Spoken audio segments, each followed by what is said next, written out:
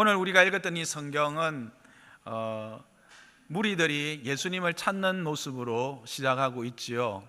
왜 예수님을 찾았을까요? 그것은 바로 이틀 전에 전날에 있었던 놀라운 이적 때문입니다.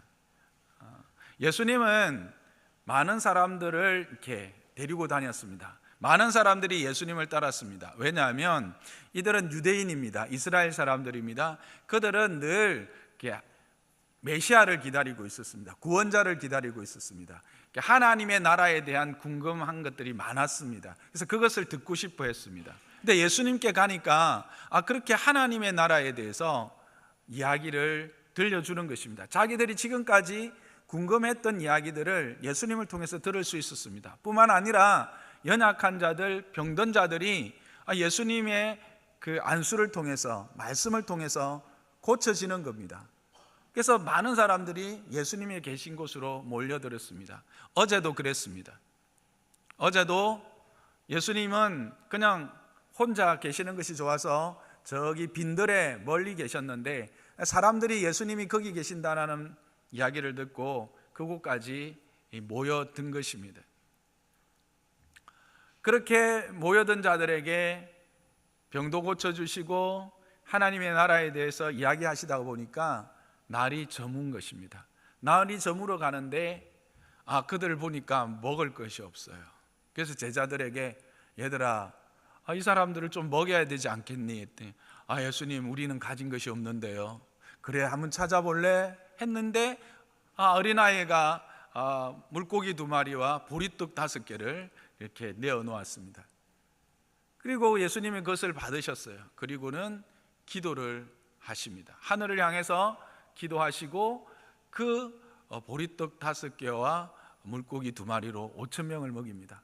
그것을 아주 잘게 이렇게 5,000개를 나누었다는 게 아니고 그 보리떡을 떼서 이렇게 줍니다. 사람들이 필요한 만큼 줍니다. 근데 계속 떡이 나오는 겁니다. 물고기를 찢습니다. 물고기를 나눕니다. 근데 물고기가 계속 나오는 겁니다. 그래서 몇 명이 먹었다고요? 5,000명. 근데 여기 5,000명은 바로 남자만을 보통 이야기합니다. 유대인들의 그 계수에는 남자만 계수하거든요. 그러니까 여자도 있었을 거고 어린아이도 있었을 거라고 보면 최소한 10,000명, 이 15,000명 정도도 되지 않았을까 하는 사람들이 배불리 먹은 겁니다. 그리고 남은 것이 큰 광주리로 12개를 남겼습니다. 우리가 앞에서도 살펴보았듯이 인생에 있어서 이 존재, 살아가는 것이 문제고 그 살기 위해서는 먹는 것을 해결하는 것이 참으로 시급한, 해결해야 될 일이었는데, 예수님께 갔더니 예수님은 보리떡 5개와 물고기 2마리로 자신들을 배불리 먹이는 겁니다. 그러니까 그 사람들 생각에는 무슨 생각이 들었겠습니까? 예수님을 왕으로 세우면 이제는 먹는 문제는 해결되겠다, 그렇게 생각한 것입니다. 그래서 예수님에게 우리의 왕이 되어주세요 라고 말하려고 했더니 그것을 미리 아신 예수님이 나 산으로 갈래 하고는 예수님 혼자 그냥 산으로 가셨어요. 그리고 제자들에게는 너희들은 저 호수를 건너서 건너편에 가 있으라, 내일 보자 하고 산으로 가신 거예요. 이 사람들이 조금 멍쳤죠.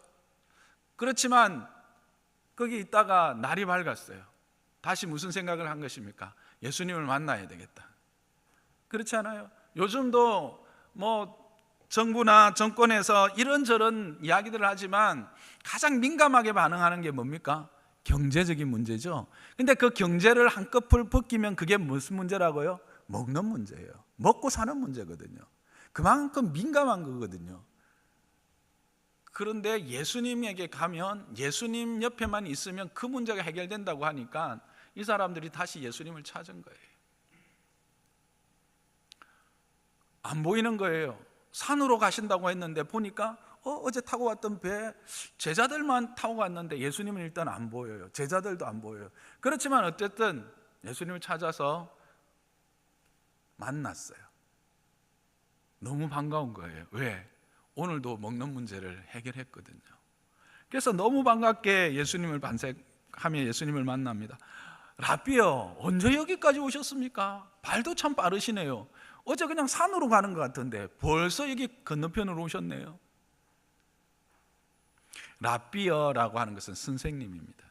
그래서 이제 존경하는 마음으로 그렇게 반갑게 예수님에게 막 이야기를 했습니다. 근데 예수님의 반응이 좀 시큰둥합니다. 별로 호의적이지 않습니다. 이런 겁니다. 또 왔어? 제가 좀 너무 잘못 해석하고 있는지 모르지만 그런 느낌이 저는 들었습니다. 또 왔어? 내가 너희들이 나 찾아온 이유를 나는 알아. 너희들이 표적을 보고 온 건 아니지. 여기서 표적이라는 말은 뭐냐면 그 유대인들에게 있어서 하나님의 일을 보여주는 겁니다.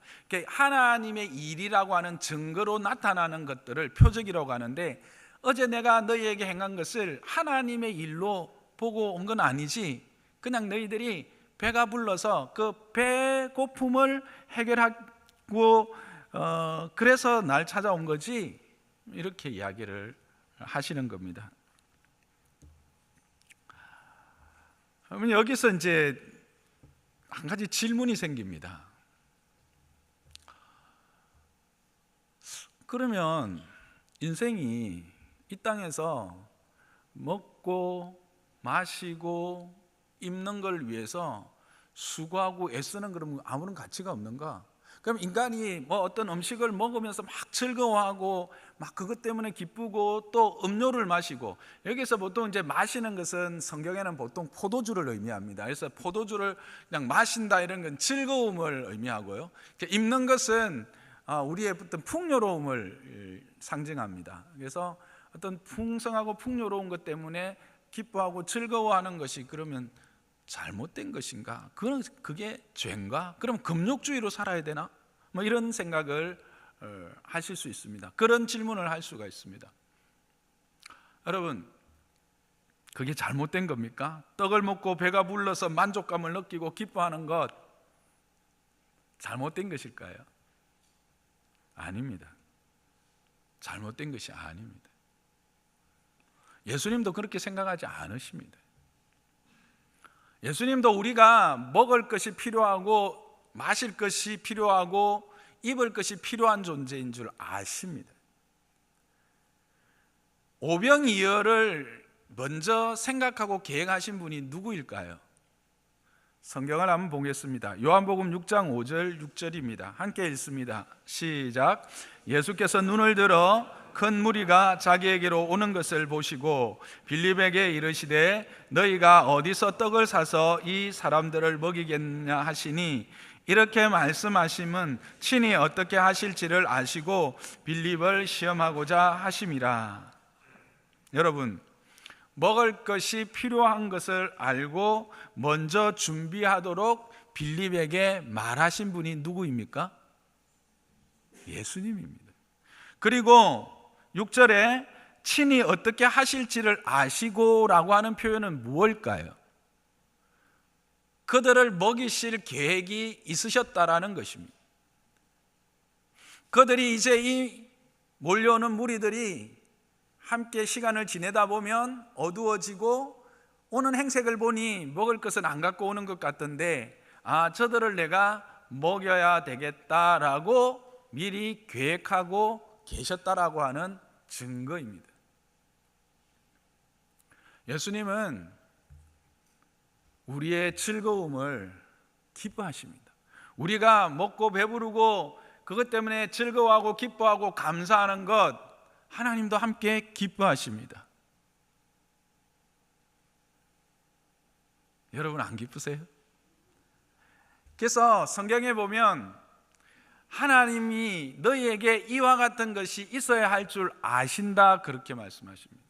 그리고 하나님은 우리에게 그런 것을 구하는 자에게 좋은 것으로 주시는 아버지가 되신다라고 합니다. 여러분들 여기 많은 분들이 부모 되시는데 여러분의 자녀들이 여러분들에게 찾아올 때 대충 보면 한 8, 90%는 왜 오는지 아시죠? 제가 무엇 때문에 주저주저 하면서 내게 오늘 찾아왔는지, 왜 제가 오늘 아침에 갑자기 상냥해졌는지, 다정해졌는지 이유를 아시잖아요. 하나님도 아신다는 거예요. 아시고 여러분 마음은 어때요? 그들에게 좋은 것 주고 싶으신 것이 여러분 마음이시죠? 예, 하나님도 그런 아버지세요. 우리 아버지세요. 그리고 하나님은 능력 있는 아버지세요. 우리는 주고 싶어도 어때요? 때로는 정말 그 아이에게 이게 꼭 필요하다고 생각되지만 줄 수 없는 게 있죠. 내가 해결해 주지 못하는 문제가 있죠. 그렇죠. 그런데 우리 하나님 아버지는 능력이 많으셔서 그 자녀들에게 좋은 것을 주실 뿐만 아니라 그것을 풍성히 주실 수 있는 능력 있는 아버지십니다. 그게 하나님 아버지세요.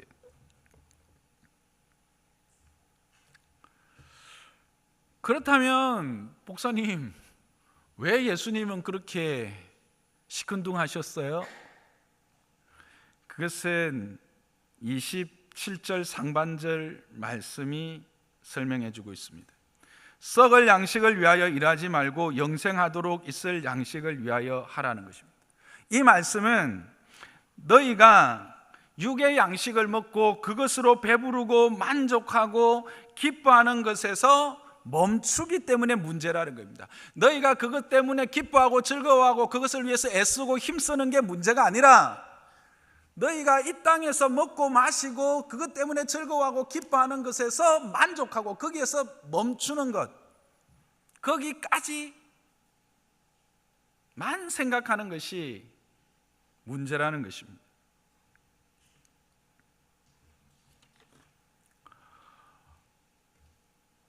그리고 또한 예수님을 단지 이 땅에서 먹고 마시고 입는 것을 해결해 주는 분으로만 생각한 것이 잘못된 것이다라는 것입니다. 내가 너희에게 온 것은, 내가 너희에게 오병이어의 이적을 보여준 것은 너희에게 그저 먹는 것으로부터 해방되게 하기 위한 그런 세상의 임금, 세상의 왕, 그것 때문에 온 것이 아니다라는 겁니다. 그것이 표적이라 그랬죠. 하나님의 일을 위하여 왔는데 너희는 단지 나에게 기대하는 것이 이 땅에서 먹고 마시고 입는 거기에만 초점을 맞춰서 나를 찾기 때문에 그것은 잘못된 것이다. 너희는 썩어질 것을 찾는 존재가 아니라 너희는 영원한 것을 소유해야 될 존재라는 것입니다. 너희는 너희의 존재의 가치를 바로 알지 못하고 있다는 것입니다. 너희는 너희가 얼마나 소중하고 가치 있고 값 있는 존재인지 알지 못한다는 겁니다. 그것이 예수님으로 하여금 안타까웠던 것입니다. 우리는 생명 이렇게 하면 이 땅에서 숨쉬고 호흡하는 우리 육신의 생명만을 말합니다. 여러분, 과연 그것밖에 없을까요? 아닙니다. 우리에게는 영원한 생명이 있습니다. 영혼이 있습니다. 이 땅의 모든 피조물들에게는 코의 호흡이 끝나면 다 사라집니다. 그러나 저와 여러분은 그렇지 않습니다. 성경이 그걸 이야기해 주고 있습니다. 창세기 2장 7절입니다. 함께 읽습니다. 시작. 여호와 하나님이 땅의 흙으로 사람을 지으시고 생기를 그 코에 불어 넣으시니 사람이 생명이 되니라. 여호와 하나님께서 우리를 땅의 흙으로 지으셨습니다. 그리고 그냥 지은 것으로 끝난 것이 아니라 구체적으로 하나님의 호흡, 하나님의 생기를 불어 넣으셔서 우리를 어떤 존재로 만드냐면 영적 존재로 만드는 것입니다. 이것이 모든 피조물과 인간의 구별됨입니다. 인간이 우월한 이유는 하나님의 형상을 따라 지었고 하나님의 호흡, 하나님의 영이 존재하기 때문에 그렇습니다. 그래서 여러분들 예전에 어르신들 그런 이야기합니다. 돌아가셨다. 어딜 갑니까? 갈 데가 있다라는 겁니다. 우리는 어딘지를 모르지만 우리는 영적 존재라서 그것을 아는 것이죠. 여러분 강아지 좋아하시죠? 고양이도 좋아하시죠? 강아지와 고양이가 내가 이 땅을 떠나서 죽으면 어떻게 되지 고민하는 거 들어보셨습니까? 나의 이 강아지 인생이 끝나는 것이 뭘 의미할까? 나의 강아지로 존재하는 이유가 뭘까? 고민하는 거 들어보셨습니까? 제가 너무 강아지와 고양이를 높이 생각하는 겁니까? 왜 그런 줄 아십니까? 그들은 하나님의 영이 없기 때문에 그렇습니다. 하나님의 호흡, 영적인 존재, 영혼을 가진 존재는 오직 인간밖에 없습니다. 그것이 바로 세상의 모든 피조물과 인간의 구별됨입니다.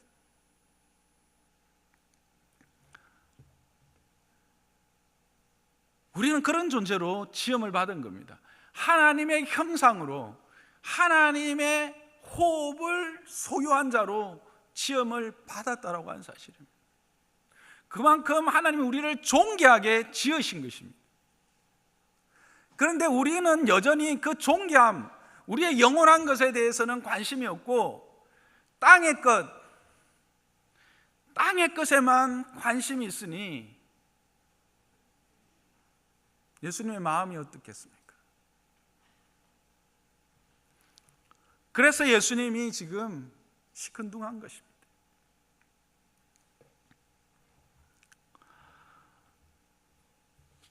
요즘 좀 성격은 다르지만 오늘을 살아가는 우리들은 어떨까요? 여러분의 요즘 가장 큰 즐거움은 무엇입니까? 여러분의 삶의 가장 기쁨은 어디에서 지금 찾고 누리고 계십니까? 요즘 대한민국은 온통 먹는 것, 마시는 것으로 기쁨을 누리는 것 같고 찾는 것 같습니다. TV 채널을 틀면 트는 데마다 드라마면 드라마, 예능이면 예능, 어디든지 나오는 걸 뭡니까? 먹방입니다. 먹는 겁니다. 먹었고 마시고 어떻게 하면 요리 잘하고 어떻게 하면 맛깔나게 하고 어떤 것은 단맛, 난 짠맛 맞나요? 예. 어쨌든 그거 예. 온통 거기에만 신경이 쏠려 있습니다. 백종원 씨 잘 아시죠? 저는 잘 모르지만 많이들 아시더라고요. 백종원 씨가 이렇게 레시피를 주거나 가서 런칭해 가지고 음식을 하나 이렇게 만들어 놓으면 그 가게에 줄을 선대요. 우리는 멀어서 못 가죠, 그렇죠? 근데 서울 경기 지역에는 줄을 선대요. 식사 시간 되면 짧게는 1시간, 길게는 3시간을 기다려서 그것 국수 같은 거는 아니겠지만 하여튼 그거 하나 먹고 온다는 거 아닙니까? 우리도 때로는 어떻습니까? 먹는 즐거움을 위해서 먼 거리를 마다하지 않습니다. 이거는 노력을 마다하지 않는다는 것입니다. 노력을 쏟는다는 겁니다. 시간을 아까워하지 않습니다.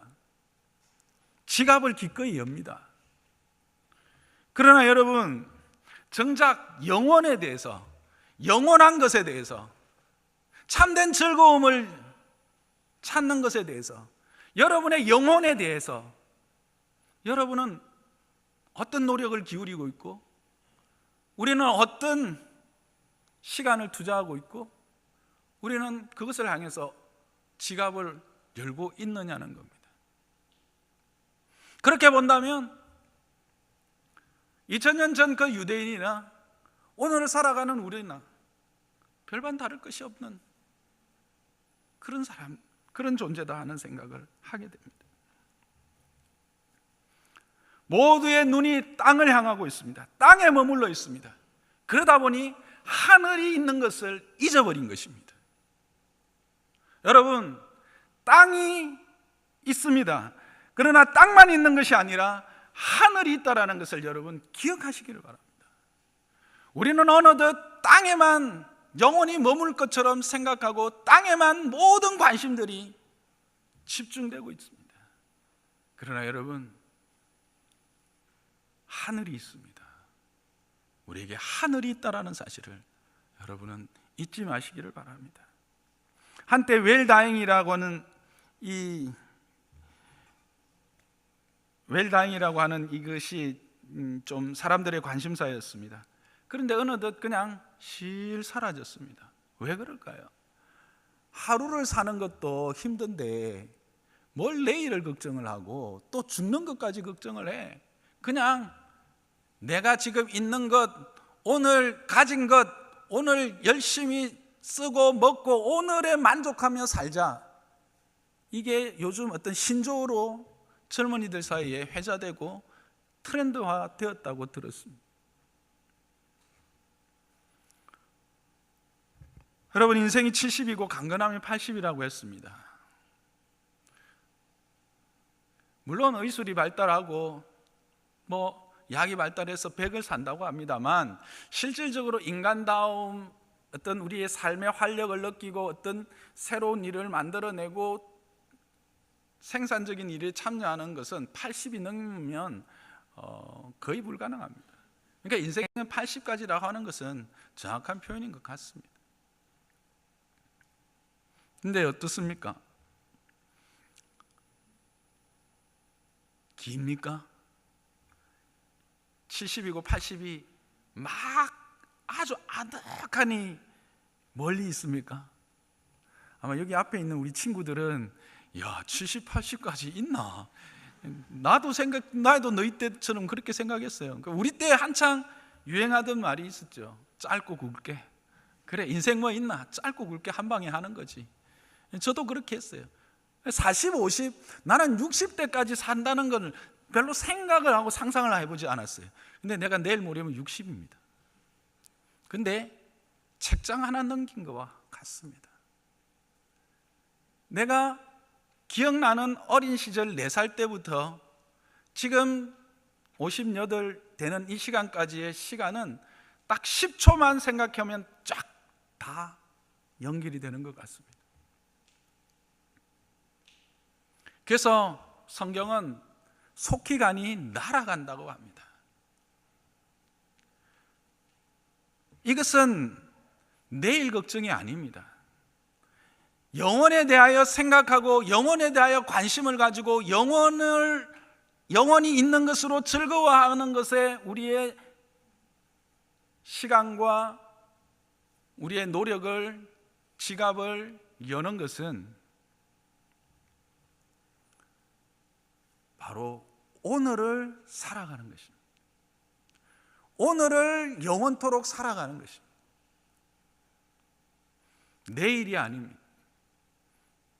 여러분은 내일이 아니라 오늘을 사는 것입니다. 오늘을 영원히 살기 위해서 영원을 생각해야 되는 겁니다. 그래서 지혜로운 사람은 남은 날을 계수하며 사는 자들이다. 성경은 그렇게 말하고 있는 것입니다. 그래서 이것을 깨닫지 못하는 그 유대인들이 안타까워서 예수님께서 지금 썩을 양식을 위하여 일하지 말고 영생하도록 있을 양식을 위하여 하라고 하는 것입니다. 제가 오늘 여러분들에게 이렇게 조금은 처음 보는 분들임에도 불구하고 조금 이렇게 목소리를 막 높여서 말씀드리는 것은 이 예수님의 마음입니다. 안타까운 마음입니다. 여러분뿐만 아니라 계속해서 이곳에 함께 예배드리는 우리 성도님들도 동일합니다. 우리의 시선이 어디에 머물러 있는지, 땅에만 머물러 있다면 하늘을 생각하셔야 합니다. 영원한 것을 생각하셔야 합니다.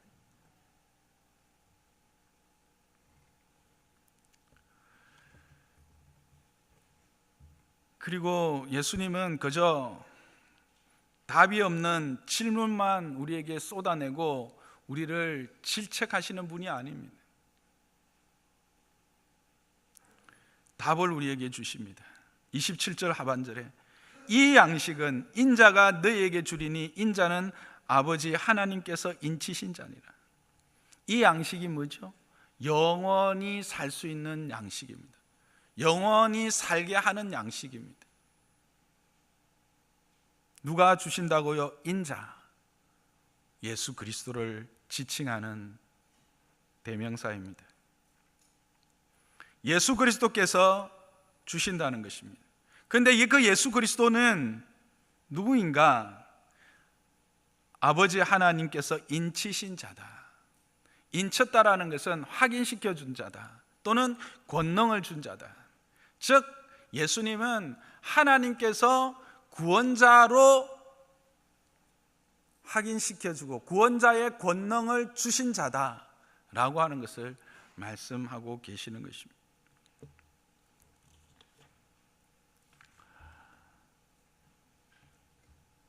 여러분, 예수 그리스도가 우리에게 영혼으로 들어가는 길입니다. 예수 그리스도는 우리로 하여금 하나님께로 나아가는 진리입니다. 예수 그리스도는 생명이신 것입니다.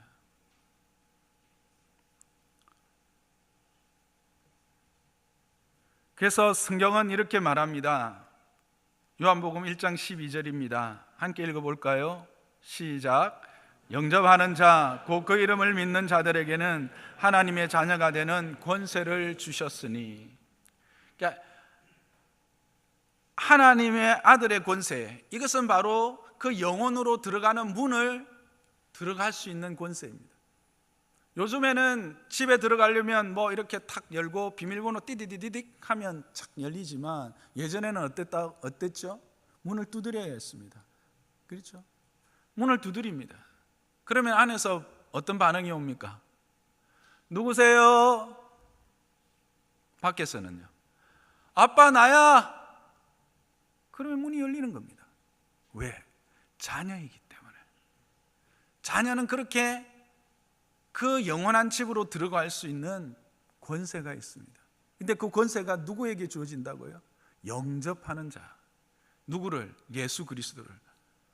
영접한다는 것은 뭘까요? 받아들인다는 거죠. 모셔드리는 거죠. 내 마음에, 그렇습니다, 예수님 내 마음에 오셔서 내 주인이 되어 주십시오, 나의 구주가 되어 주십시오 라고 내가 모셔드리기만 하면 우리는 영원한 하나님의 집으로 들어가게 되어지는 것입니다. 근데 여기서 우리가 좀 많이 걸립니다. 그래도 그렇지, 어떻게 그냥 믿는다고, 영접한다고 그렇게 하나님의 집, 천국에 갈 수 있을까? 내가 그래도 사람이 체면이 있지, 내가 뭔가 하고 가야지. 그래 내일 다 하다가 그냥 예수님 영접한다고 천국 간다? 그거는 이치에 안 맞지. 내가 그래도 도리를 아는 사람인데 도리에 안 맞지. 그렇게 생각하실 수 있습니다. 유대인들도 그렇게 생각했습니다. 그래서 유대인들이 이렇게 질문합니다. 그들이 묻되, 28절입니다. 우리가 어떻게 하여야 하나님의 일을 하오리까? 여기서 하나님의 일은 바로 우리가 생각하는 선한 일입니다. 그 천국에 들어가기에 합당한 어떤 일입니다. 그러면 제가 여러분에게 한번 다시 묻겠습니다. 여러분은 여러분 스스로가 하나님이 만들어 놓으신 그 천국에 들어갈 수 있을 만큼 선한 일을 할 수 있는 능력이 있는 분이라고 생각하십니까? 여러분은 재주가 많고 지혜가 많고 지식이 많고 힘이 좋아서 하나님이 그래, 야, 너 정도면 내 집에 들어와도 되겠다. 야, 네 하는 거 보니까 와, 대끼리네. 대끼리를 아직 모르시는 분들이 몰라서 그러는 겁니까? 아니까 싱겁다 이 말이시죠? 예. 정말 충분하네, 정말 좋으네, 내 집에 들어와라, 그렇게 말할 수 있을 만큼, 하나님이 만족할 만큼 일할 수 있는 능력과 지혜와 지식이 있으십니까? 없습니다. 그렇게 하나님을 만족시킬 사람은 없습니다. 왜?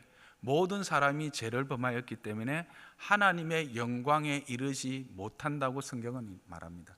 여기서 하나님의 영광에 이르지 못한다는 말은 하나님이 그것을 기쁘게 받아서 영광을 받으시는 상태입니다. 그러니까 하나님 보시기에 흡족해서 와 하고 기뻐하시는, 영광을 스스로 받으시는 자리까지 갈 수 있는 사람은 아무도 없다는 겁니다. 왜요? 모든 사람이 죄를 범하였기 때문에 그렇다는 겁니다. 죄의 싹은 뭡니까? 사망입니다. 여러분, 시체가 아무리 화장을 잘하고 좋은 옷을 입고 있다고 할지라도 그 시체가 뭔가를 할 수 있습니까? 뭔가를 이루어낼 수 있습니까? 없습니다. 여러분, 여기 꽃이 있습니다. 살았습니까? 죽었습니까? 살았습니까? 죽었습니까? 꿀 먹고 오셨어요? 살았다고 생각하시는 분, 죽었다고 생각하시는 분, 죽었다고 생각하시는 분들이 많네요. 죽은 겁니다. 살아있는 것 같으나 죽은 것입니다. 뿌리가 없기 때문에 그렇습니다. 살아있는 것 같지만 근원적으로 죽은 것입니다. 저와 여러분의 지금의 상태가 그렇다는 것입니다. 하나님 없는 상태. 왜 그렇습니까? 앞에도 말씀드렸듯이 우리는 하나님의 호흡으로 하나님 안에서 지음을 받았기 때문에 하나님과 연합할 때 우리는 산자입니다. 그게 근원입니다. 뿌리입니다. 그러나 하나님과 분리된 상태, 그것은 바로 뿌리에서 끊어진 상태입니다. 산 것 같으나 내가 오늘 숨을 쉬고 밥을 먹고 친구와 대화를 나누고 사랑을 하고 하니 산 것 같으나 실제는 죽은 것입니다. 그래서 우리는 하나님이 기뻐하실, 하나님이 만족하시고 인정하실 만큼의 선한 일을 할 수 없다라고 하는 사실입니다. 그게 성경의 진단입니다. 나는 아닌데, 나는 죄인이 아닌데 라고 말씀하실 분이 계실 것입니다. 그러나 하나님 편에 볼 때 우리 모두는 죄인이라는 것입니다. 가장 큰 죄는 뭘까요?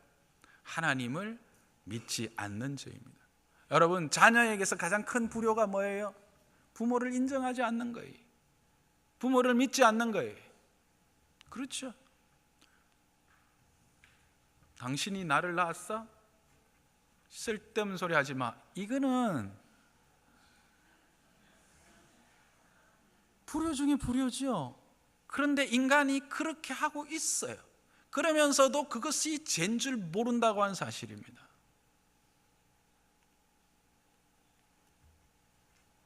그래서 인간은 스스로 구원을 얻을 만한 어떠한 선을 행할 수 있는 능력도 없는 것입니다. 그래서 하나님이 그 아들을 보내신 것입니다. 그렇지만 그렇게 죽어 영원한 멸망으로 갈 것을 보지 못하셔서 하나님이 해결책으로 내어놓은 것이 뭐냐 하면 하나님의 일로 우리에게 행하신 것이 뭐냐 하면 그 아들을 보낸 것입니다. 요한복음 3장 16절입니다. 시작. 하나님이 세상을 이처럼 사랑하사 독생자를 주셨으니 이는 그를 믿는 자마다 멸망하지 않고 영생을 얻게 하려 하심이라. 하나님이 뭘 하셨다고요? 그 아들을 보냈다는 겁니다. 왜? 우리를 멸망하지 않고 영생을 주시기 위해서.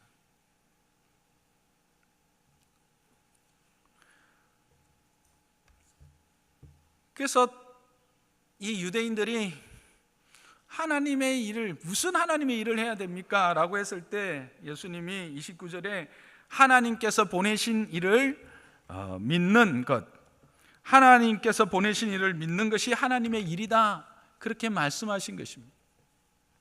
하나님이 우리를 사랑하셔서 그 아들을 보내셨기 때문에 그 아들을 믿는 일이 무슨 일이냐면 바로 하나님의 일이라는 겁니다. 그때 하나님이 그 계획하신 영생을 선물로 주시는 것입니다.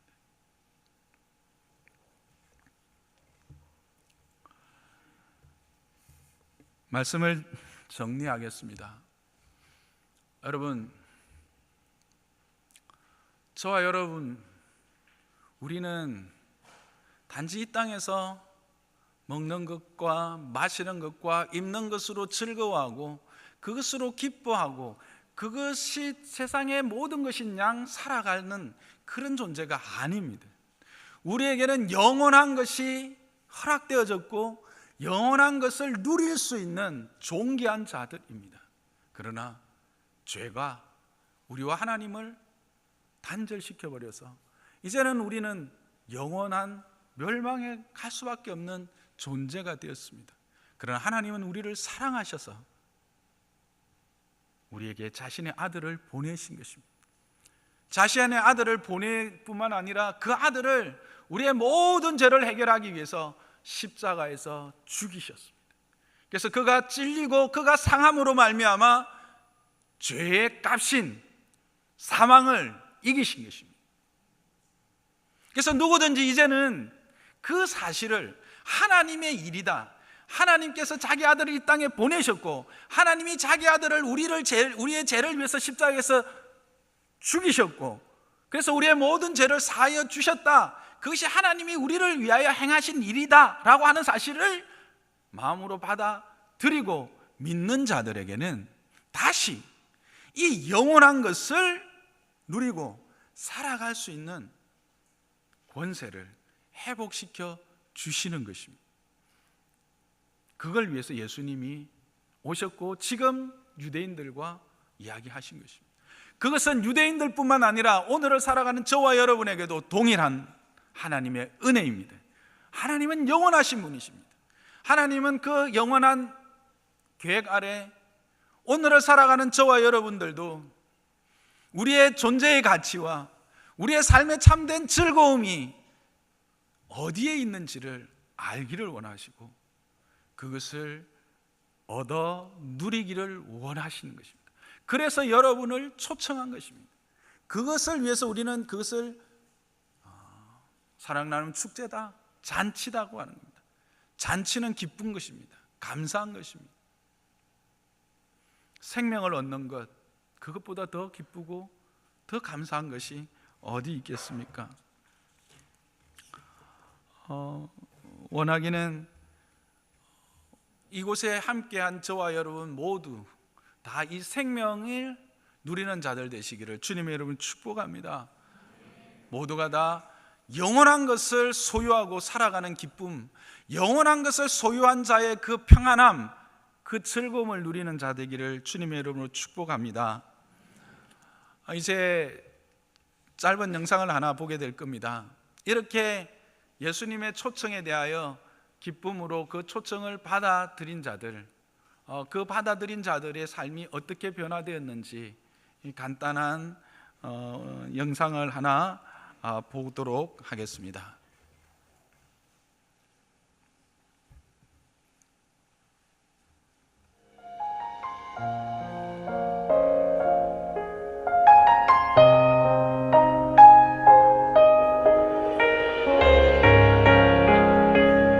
할렐루야.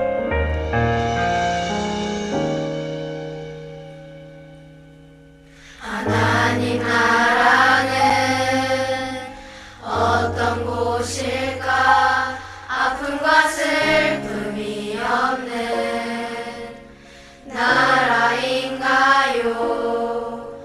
하지만 이곳은 그렇지 않은 걸. 하나님 나라에 살고 싶어요. 하나님 나라는 이곳이란다. 여전히 아프고 슬픈 일이 있지만 행복과 기쁨이 여전히 있는 것. 우리가 하늘과 땅의 동로야. 이 땅에서 사는 자들 믿음으로 하늘 뜻을 보여주는 자들 보내어진 자리에서 동참하는 자들 믿음으로 주님 보길 소망하는 자들 하나님이 세상을 지으사 회복하고 통치하시네 주님이 이곳에 나타나오시는 날 세상과 우리는 완전하게 변할 것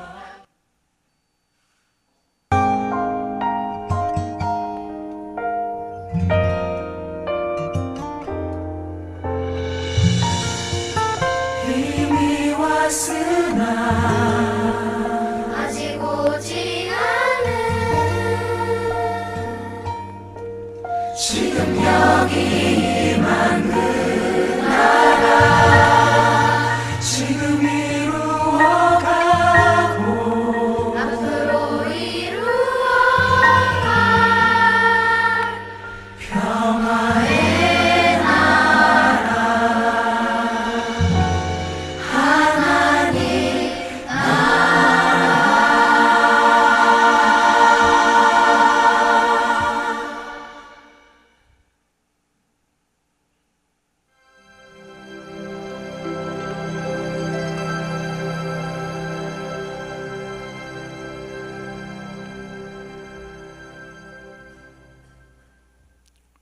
일부 여기까지입니다. 2부는 다음 주에 연속 상영해 드리겠습니다. 여러분 쭉 간증들을 보시면서 공통점을 발견하셨습니까? 불안과 두려움과 공허, 얽매임 가운데 있던 자들이 소망과 평안과 충만함으로 채워지는 모습을 우리는 확인하게 됩니다. 무엇이 그들로 하여금 저들로 하여금 저런 고백을 하게 할까요? 자기중심적인 삶에서 벗어나 다른 사람들을 위해서 영원한 것을 위해서 살아가는 자들로 변화시켰을까요? 바로 자기 안에 영원한 것이 채워졌기 때문에 그렇습니다. 그것이 우리를 변화시킵니다. 사람이 많은 것을 만들어낸 것 같고 이룬 것 같지만 사람은 근본적인 변화를 만들어내지 못했습니다. 오직 예수 그리스도만이 우리를 변화시킵니다. 왜 그렇습니까? 그분이 우리의 참 길이고 진리이고 생명이기 때문에 그렇습니다. 우리의 참된 영원한 양식이 되기 때문에 그렇습니다. 이 시간은 앞에 계신 우리 집사님들이 찬양을 할 것입니다. 찬양하는 시간에 여러분들은 들어오시면서 이렇게 받으신 결신 카드가 아마 있을 겁니다. 그 결신 카드에 여러분의 마음을 이렇게 남겨주시면 되겠습니다. 표시해 주시면 또 여러분들을 위해서 기도하고 함께 그 길을 달려가도록 하겠습니다. 그리고 우리 성도님들은 이 시간에 헌금을 하도록 하겠습니다. 헌금은 믿음으로 고백하는 것입니다. 믿음의 고백입니다. 그런데 여러분들 그래서 처음 오신 분들, 배지로 달고 오신 분들은 헌금하시지 마십시오. 헌금은 기부나 적선이 아닙니다. 헌금은 믿음으로 드리는 고백입니다. 그래서 성도님들은 헌금을 하시고 그리고 처음 오신 분들은 여러분의 마음을 이렇게 표현해 주시길 바랍니다. 네.